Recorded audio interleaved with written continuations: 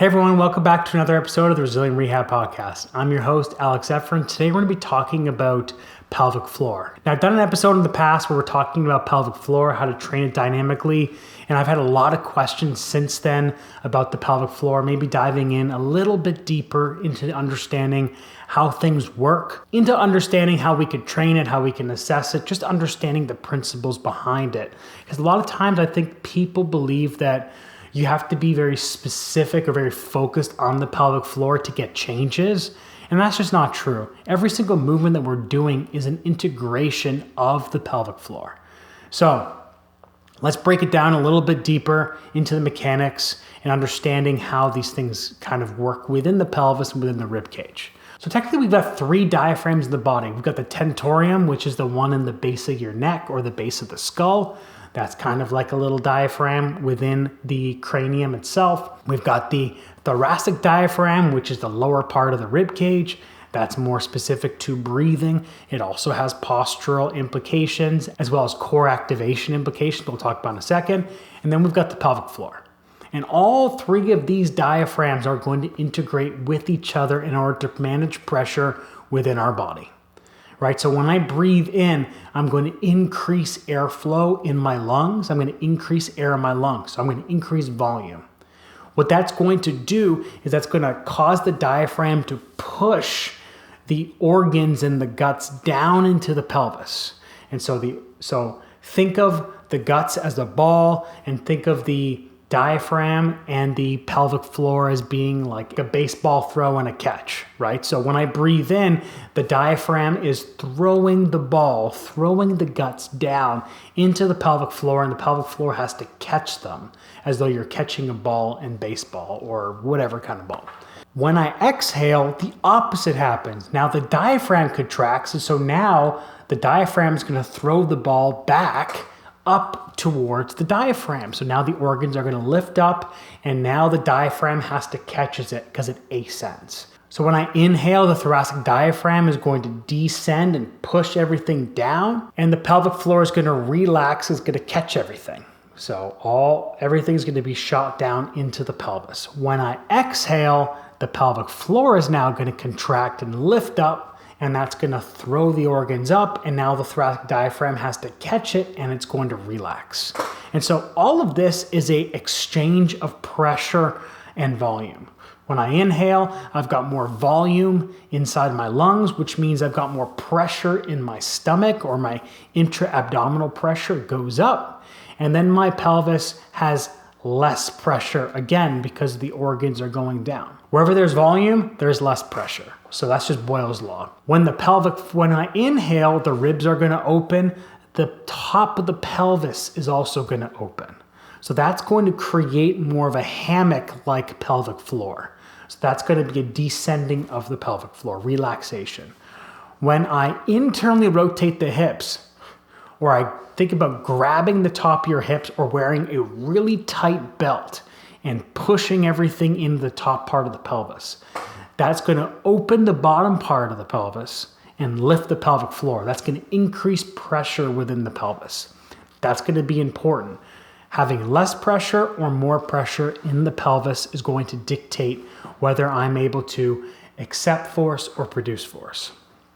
So when I inhale and the pelvic floor descends, it creates a hammock. That's going to be me accepting force. That's going to be external rotation, more hip flexion. That's going to be great if I'm trying to do squats. When I am ascending the pelvic floor and I'm increasing pressure within the pelvis, that is going to be more my internal rotation, my force production, my hinging, my hip extension.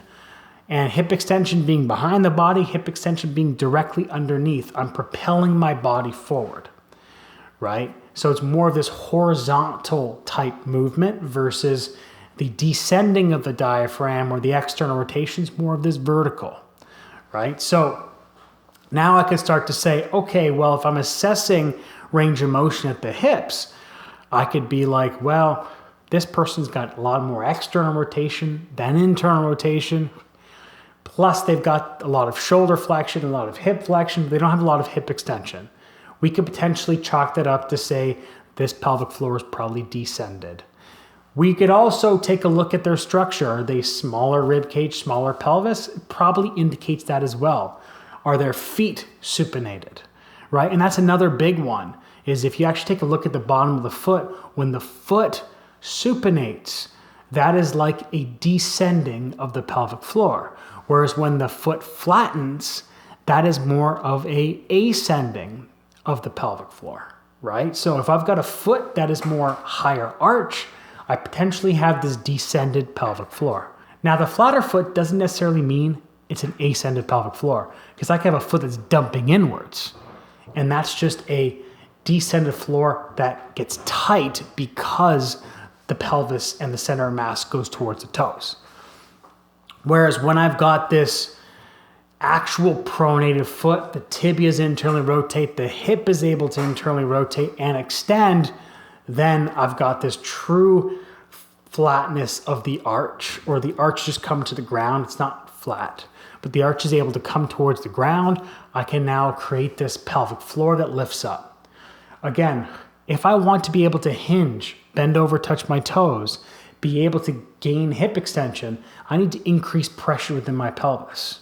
And then we can scale this understanding throughout movement, throughout plyometrics, throughout strength training, right? But it's important to understand that we can manipulate the pelvic floor without doing the specific exercises like the Kegels or the drawing in. Don't get me wrong, for some people, the drawing in and really trying to think about lifting up that pelvic floor is very good, especially postpartum or people who have truly pelvic floor dysfunction, where they have a hard time making that association between thoracic diaphragm and the pelvic floor, right? So it could be a great cue for context in order to teach them how to breathe more synchronously.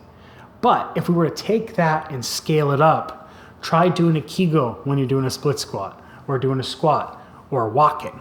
It's not really transferable, but we can put them in positions. We can create shapes of the pelvis and the rib cage that facilitate those things a little more effectively. We know that when we squat down to about 90 degrees of hip flexion, the femur's bias and the pelvis biases more to internal rotation. That is then going to lift up my pelvic floor and increase pressure within the pelvis.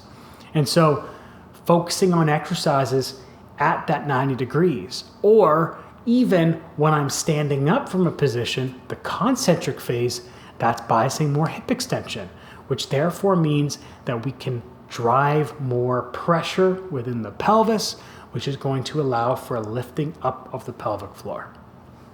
So a lot of these pelvic floor dysfunctions, whether that's incontinence, right, whether that's constipation, whatever it is, can be associated with the position of the pelvic floor, which therefore means position of the pelvis and the shape of the pelvis and the rib cage and the knee and the foot. It's an integrated system.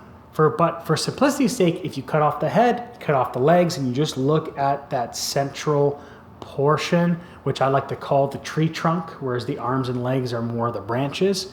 If we focus on the tree trunk and understanding how that synchronicity between the thoracic diaphragm and the pelvic floor and your tentorium, which just means don't push your head forward, don't retract your chin excessively. You want to make sure that the rib cage and the pelvis are in a position and the head follows. So if I'm laying on my back, I'm not going to let them tuck their chin or lift their head up excessively. I'll maybe put a towel at the base of their neck just to make sure everything is lined up. A lot of times what I'll do actually is I'll put a towel at the base of their neck, their TL junction or their lower rib cage, and the top part of the pelvis just to make sure everything is lined up. Again, it's important to understand that the pelvic floor is going to be associated with range of motion of the hips. It's going to be associated with my ability to produce force, accept force, and it's going to be associated with specific movement patterns that I need to achieve and compensations that we may be seeing, like a rotated pelvis or a hip hike or a side bend of the rib cage or a valgus knee. Those are all going to show up, and they're going to be proxies to understanding what's happening within the pelvis, because obviously we're not going to be able to see the pelvic floor, but we could see other things that may be associated with the position of that pelvic floor. So I hope this helps.